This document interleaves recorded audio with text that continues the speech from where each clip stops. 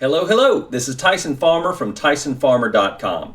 Today I'm going to be talking about Touchstyle technique and what it cannot do, and why Touchstyle guitars can never really be a replacement for traditional guitars. I hope for this video to be the full disclosure introduction to the Touchstyle curious that I wish I'd had before I bought my Touchstyle instrument. In other words, as an introduction, but also as a friendly warning for those guitarists who want to jump into the deep end of the Touchstyle instrument pool. So don't go buying one until you've at least seen this video. In my previous Things You Can Do with Touchstyle video, I talked about some things you can do with Touchstyle technique and Touchstyle instruments that you can't do as easily with traditional guitar. Now let's flip the script and talk about all the things you can't do with Touchstyle that you take for granted that you can do on guitar. Remember that everything I list here you can arguably get away with doing on most Touchstyle instruments, but my argument is that you're borrowing from standard guitar technique at that point, and not really playing Touchstyle technique anymore. In other words, you're just playing a Touchstyle guitar as if it were a regular guitar. Kind of like reaching inside the body of a piano and strumming the actual piano strings. Sure, Keith Emerson did it, but you can't legitimately call what he was doing playing the piano. Thing you can't do with Touchstyle technique number 1. Use a guitar pick. This one seems kind of obvious at first when you see a Touchstyle player do their thing, but for most guitarists, including myself, it's hard at first to wrap your head around accepting that guitar picks are just not an option in the Touchstyle world. Unless you play exclusively acoustic finger-picking style like James Taylor, or you even play electric guitar like Mark Knopfler of Dire Straits, we guitarists are so used to holding a pick in our hands that it requires a difficult mental adjustment period when learning Touchstyle just to deal with the cognitive dissonance. All the while you're trying to reprogram your picking hand fingers to tap the strings like your fretting hand. Your muscle memory is constantly screaming warning signals at you and demanding an explanation for what the hell you think you're doing. Also, keep in mind that the hand you use for picking has to start all the way back at square one with developing calluses on their fingertips. Remember that feeling? Most of us actually don't, because we naturally like to bury the bad in traumatic memories. But trust me, it will all come flooding back with full clarity when you start playing Touchstyle. You can be sure of that. This doesn't just mean all the obvious things a pick can do, like picking and strumming the strings, but includes all the cool things you can do with a pick that you take for granted, like choking the strings, string rakes, pick scrapes, slip picking, and a long list of other tricks that require a pick. And by the way, this also means tremolo picking is off the table by default.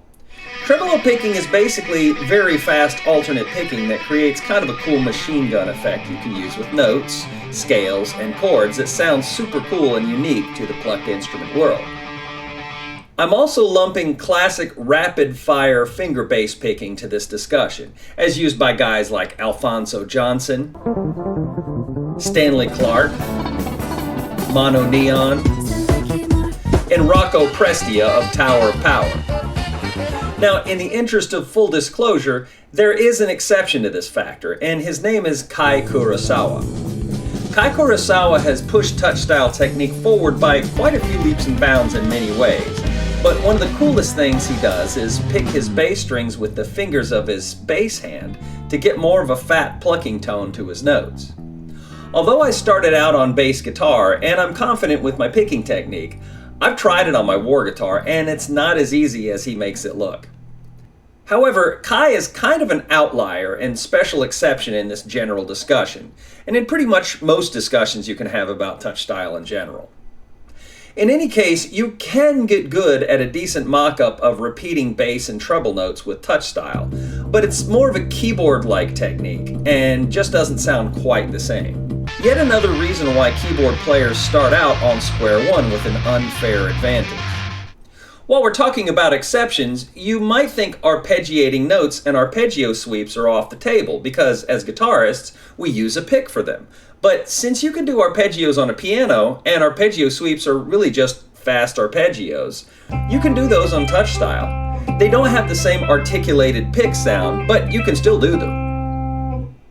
Things you can't do with Touchstyle technique number 2. Palm mutes. This one was a particularly hard one for me to cope with, because I like me some rock and metal. Palm muting technique is the cornerstone of good rock and metal guitar playing, but it requires 2 hands to do 3 things. One to position the fretting fingers in whatever note or chord you intend to mute, and the other to position the heel of your hand on a specific place on the other side of the string you're playing, and then pick it with your picking hand. Add using a guitar pick to the mix, and you've got a pretty impossible scenario to achieve just using one hand. I've also heard legend of a technique where you tap directly on the metal fret bars themselves to achieve a serviceable mute, but I have yet to see recorded examples of any skilled Touchstyle players doing any of this, much less on a regular basis. For some guitar players, especially metal players, this one can be a deal breaker right out of the gate. It almost was for me when I figured this out the hard way, but I had already spent $4,000 of my hard-earned money at that point and decided to embrace Touchstyle technique for what it was. And by the way, that's in $1997. Now don't get too downhearted, because there's always Behold the Octopus to warm your cold metal heart. But if you're getting a little turned off at this point, you're in for a hard ride, sweetheart, because it gets worse. Keyboard players should actually start getting more and more excited at this point, but don't get cocky, because you have horrors of your own to deal with, unless you've dabbled in playing guitar or bass already. Things like getting used to aiming your fingertips at specific spots on small strings within fret spaces that guitarists and bassists take for granted, and developing fingertip calluses. Stringed instrument players know exactly what I'm talking about here. Thing you can't do with Touchstyle technique number 3. Standard harmonics. Standard harmonics require 2 hands, one to touch off the harmonic and the other to pick the string. What about artificial harmonics? Same deal.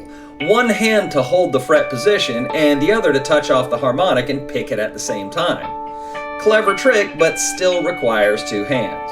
And remember, for most Touchstyle instruments, open string harmonics are off the table for conversation. Are you starting to see the pattern here? All these deal breakers in Touchstyle technique are basically techniques that require 2 hands at the same time to create a note or effect. Pure Touchstyle technique is 1 finger, 1 note, remember? Unless you go off the Touchstyle reservation and employ standard guitar or bass technique temporarily. To be honest though, this one's kind of a gray area, because I have found some examples of harmonics being achieved on a Touchstyle instrument, as Greg Howard shows here.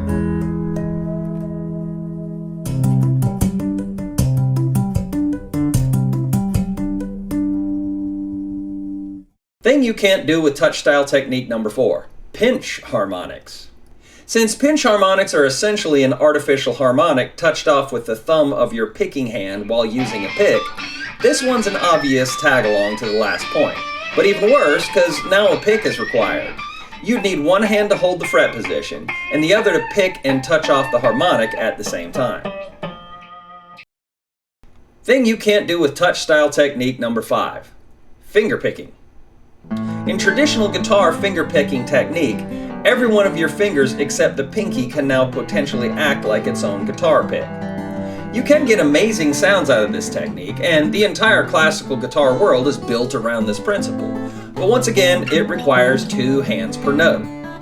Doable, but technically not Touchstyle technique. Thing you can't do with Touchstyle technique number 6. Strumming. This one's another hard pill to swallow for most guitarists. Obviously, this one also requires 2 hands too, so not happening if one of your hands is busy playing a bass line.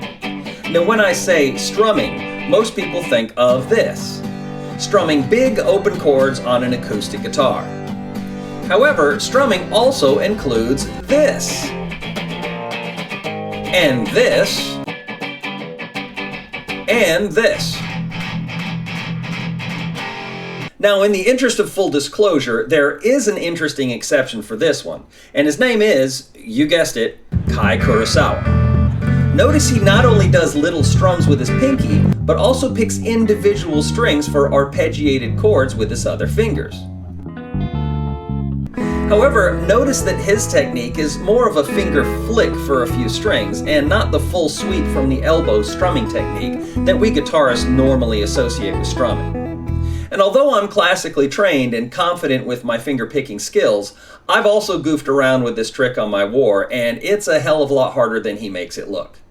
I mean, never say never. I'll keep plugging away at it in the meantime, but I feel that still puts him in the interesting exception category.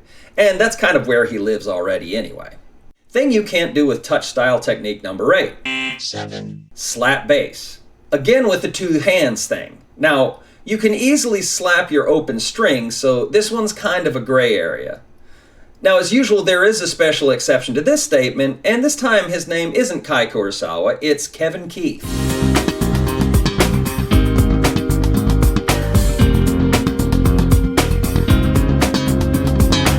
Man, I wish I was this smooth on a regular bass guitar. Honorable mention, playing open strings. This one was a real hard call. Some Touchstyle instrument players use their open strings, others use a muting pad to prevent the open strings from ever happening. For example, my war guitar has muting pads. Well, with my Stu Box guitar, I go full open with a scrunchie to temporarily mute them when I don't want them. If you're interested in my Stu Box guitar, check out my video where I explore it and his instrument making style.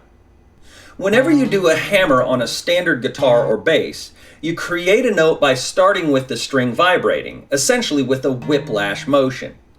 Usually the length on the other side of the string hammer is too small to create a note.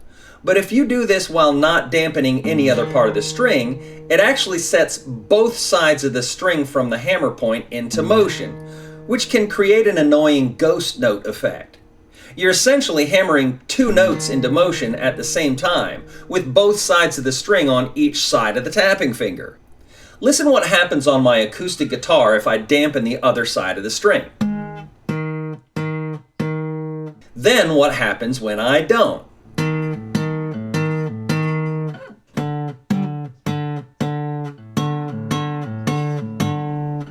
Hear that annoying ghost note?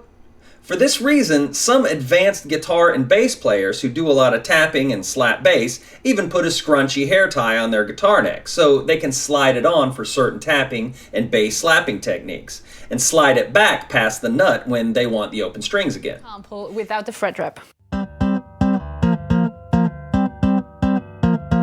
Now with the fret wrap.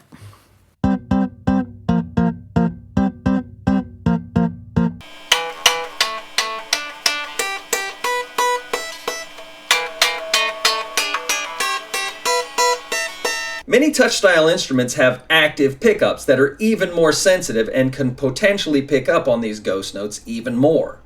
And since with Touchstyle technique you're playing unmuted hammers most of the time, most Touchstyle instruments traditionally have a dampening pad sitting under the strings on the first fret to prevent that ghost note ringing on the other side of the string when you hammer. That makes all but the lowest and heaviest of the strings more or less unplayable as open strings on certain Touchstyle instruments. As I mentioned, I don't really have this problem with my Stu Box guitar, but some players will hear that note and have to use that muting pad. Now, I'm quite aware by now that throughout this whole video, I've probably come across as a huge, well, actually. But to disclaimer myself yet again, any of the players I mentioned and anybody else who plays guitar technique on a Touchstyle guitar does not draw my disapproval, or even my criticism if you do it well. In fact, a lot of these exceptions are my favorite Touchstyle players. I'm just sticking to my pure Touchstyle technique definition for the sake of this presentation. I love listening to all these guys in different styles, and everyone brings something new and delightful to the table that adds to my already jaded music listening palette. In fact, one of my favorite tricks is when a player goes back and forth from traditional guitar or bass technique to pure Touchstyle technique, something the keyboard-trained Touchstylers have to work at a little harder. It's like, check out this amazing thing I can do with this weird instrument you've never seen before. Oh, and I can do this traditional instrument work too. So, those are the things you cannot do with Touchstyle technique, in my opinion. What do you think? Did I leave anything out? Am I being way too pedantic or too much of a well actually? Share your thoughts in the comments below. I also teach private Touchstyle lessons online, so check below for the links to my teaching profile.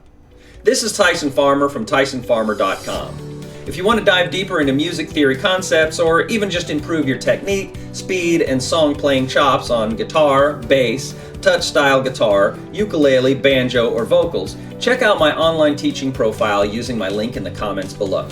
Stay self-motivated and keep playing.